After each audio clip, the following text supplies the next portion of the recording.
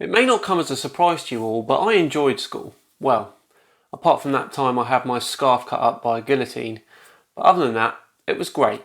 Loved it. So, when I come across a video made by a successful Flat Earth YouTuber with this title, I was mortified. Could it be that my education has been a complete lie?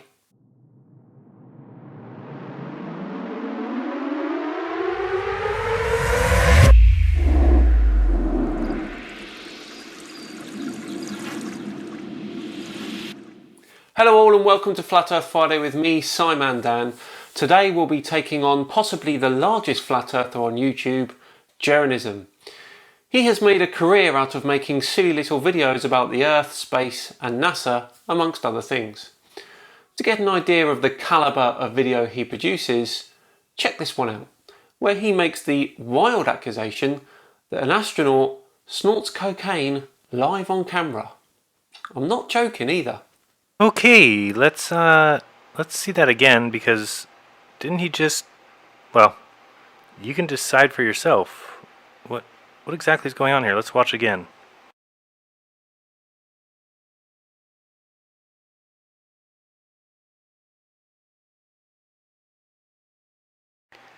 Alright, maybe we need to hear the sound again? Not sure, what is he doing?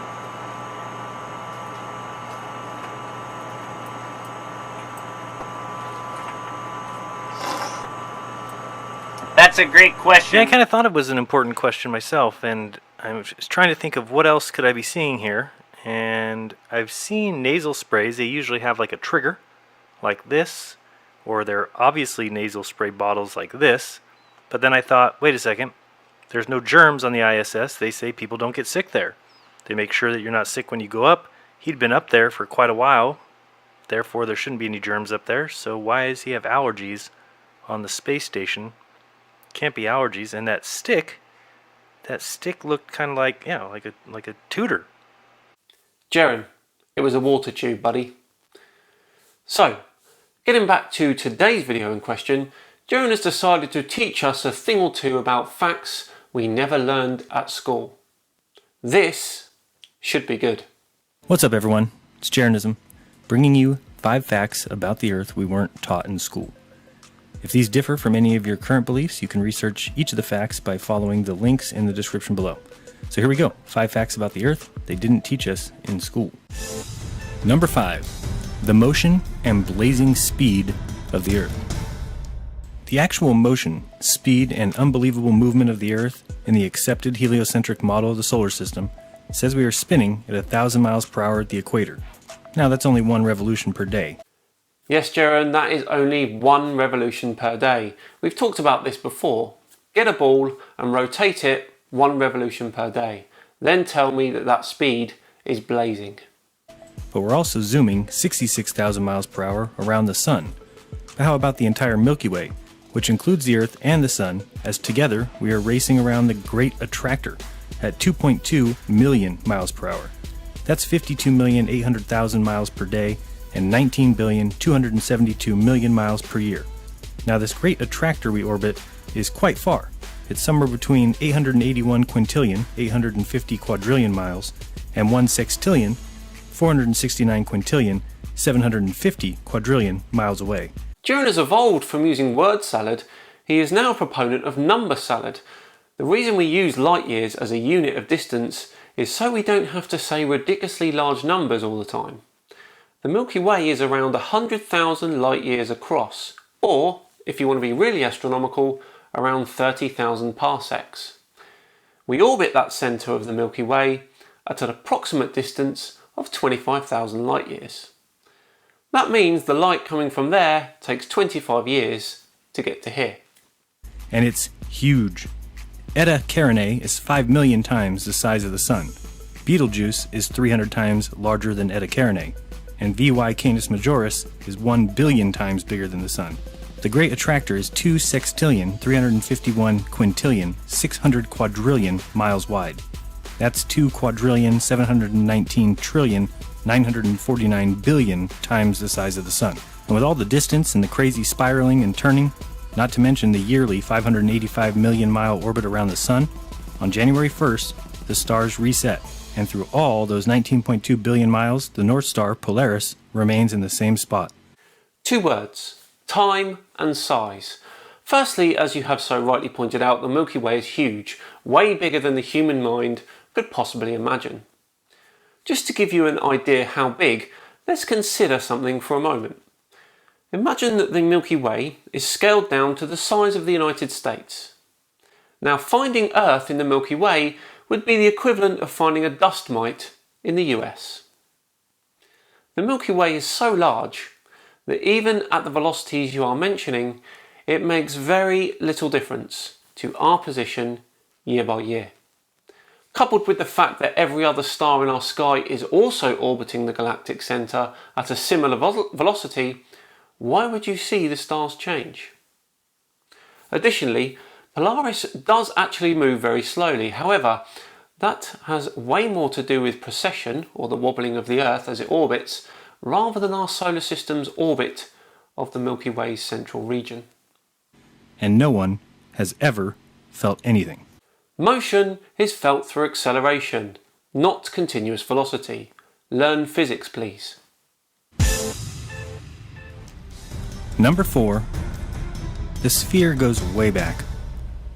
Did people 500 years ago, 1,000 years ago, 2,000 or 3,000 years ago believe that the Earth was flat? In school, we are taught that Columbus discovered America and proved the globe. But now, they call that a myth. They now say that no educated person after 500 BC believed the Earth was anything but a sphere. Well, technically not true, because here we are in 2018, and there are many, many people who don't believe that. But let's continue.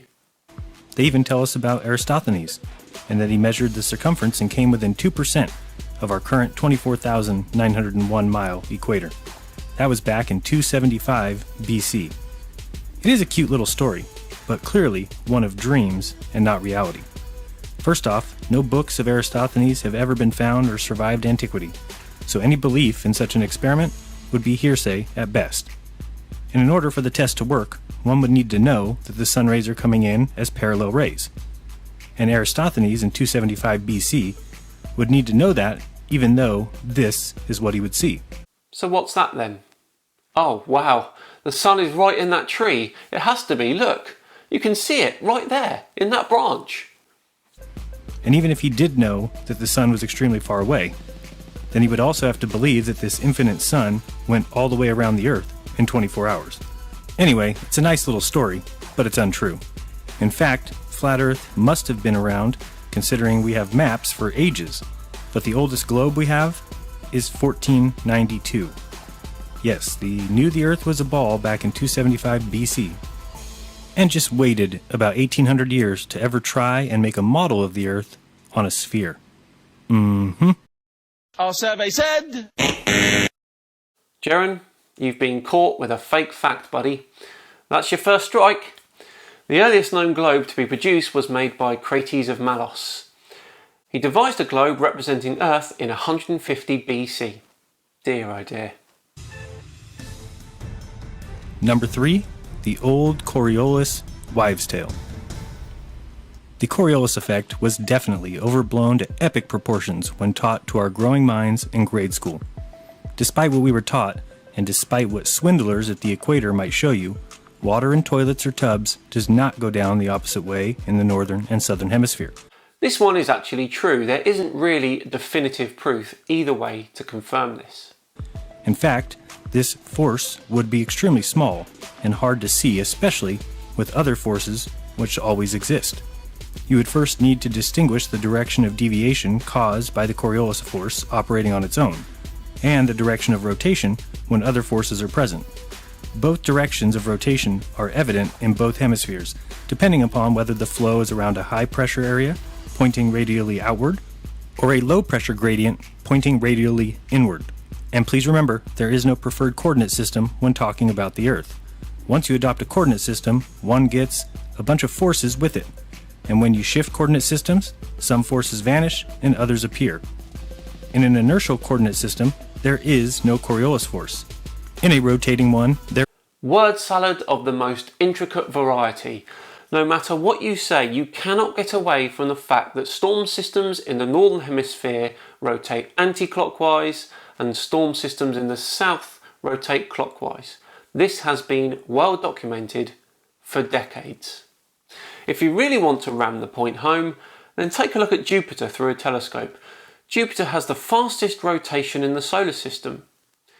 You can't help but notice the huge belts in the different hemispheres, showing a clear division between wind direction. Number 2. The spin of the Earth has never been proven. Never.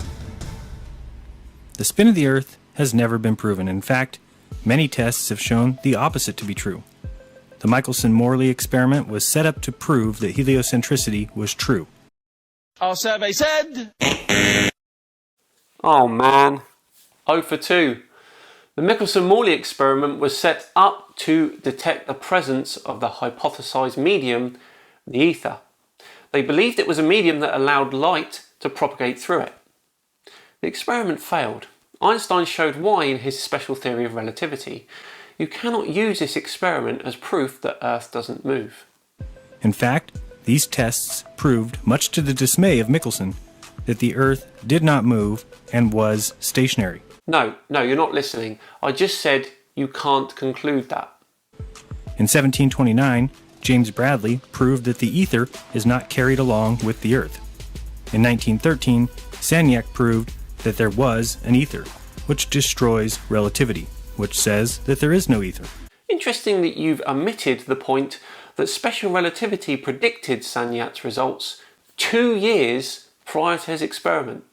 Sagnac's experiment was similar to Michelson and Morley's, except he rotated the device during the test. I shall post a link in the description as to why this didn't prove anything, as it's very lengthy and complex.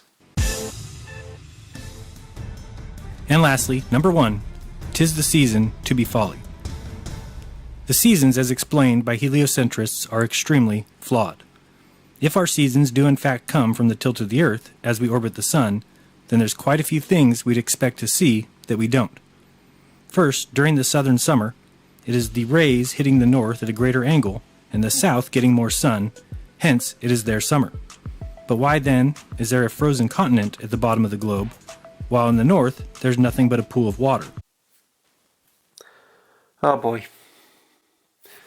The Arctic Ocean has an all year round ice sheet covering it. The size changes greatly depending on the summer or winter, but it is always there. It is not a pool of water. Because during the northern summer, the same thing but opposite happens. The north is getting the greater sun, as the south is getting the higher angled sun. Why then do we have this pool of water and no North Pole ice cap? So if, as we are taught, the tilt led to the seasons, then north and south would be the same. Come on, Jaron. Did you not see my video last week debunking Eric Dubay? Please go check that out. I'll pop the link in the description for you if you haven't seen it yet. Also, we would expect to see hotter temperatures on Earth in the south. Why do you ask? Well, there's a little known fact in the heliocentric model that the Earth is actually closer to the Sun during the southern summer. Yes, that's right, if you live in the north, during your winter, the Sun is closer to the Earth. By how much? By 375 Earth diameters. This is a well-known tactic by flat earthers. They try to use something that you comprehend to be large, i.e. the diameter of the Earth, and then they say a lot of them, and that's supposed to make some sort of a difference. Well, yes, 375 Earth diameters is a lot, but how many Earth diameters can fit in between the Earth and the Sun? Almost 12,000. So really the difference in the distance to the Sun changes by around 3%. That makes almost zero difference. So we should see signs that the south is slightly warmer than the north. Well, do we see any signs of this 375 Earth diameter difference? The south has a frozen continent. The north does not. That's because there's a landmass in the south, there isn't one in the north. Talk about pointing out the obvious. The north has 14 of the hottest 15 temperatures of all time. Is that because almost 70% of the landmass is in the northern hemisphere, maybe? Lastly, let's take a look at the difference between 70 degrees north and 70 degrees south. Virtually, they should be close to identical. If anything, the south should be slightly warmer and more nurturing for life. We should see comparable temperatures, seasonal changes, length of day, plant and animal life, and the fact that there is so different of a selection of animals and plants tells us the globe model has major faults. In the north, we get warm summers. The southern summer does nothing to change Antarctica. The south has eternal winter, and the snow never melts. As far north as you can go, you'll find birds, reindeers, squirrels, rabbits, insects, and all decorated with plants, shrubs, flowers, and more. Within 70 degrees south, no plant, insect, or bird is found. Our survey said... And there's the hat trick. Hey genius, you've just said that no bird is found at 70 degrees south, and your screen is showing a bird that lives at 70 degrees south. Emperor penguins live and breed between latitudes of 66 and 77 degrees. Wow, that was a good one, and a lovely way to wrap up today's episode. Thank you all so much for watching. We are well on our way to 100,000 subscribers, and I am absolutely delighted. Keep an eye out on the community tab of the channel, as I'll be posting a poll up there soon so you can vote on the 100k special. Thank you all again. If you enjoyed this video, please do like and subscribe. I have been Simon Dan, and I shall see you all on Tuesday, where apparently we'll all find out that the Earth is actually hollow. See you all then.